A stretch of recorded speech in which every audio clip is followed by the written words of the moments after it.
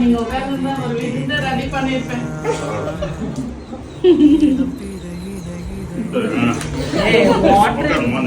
So happy sir, seriously. நாங்க இதை எதிர்பார்க்கவே இல்லை சார்.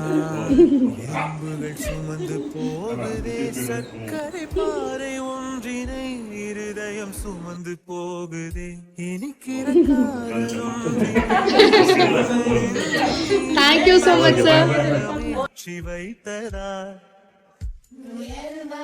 Thanks sir.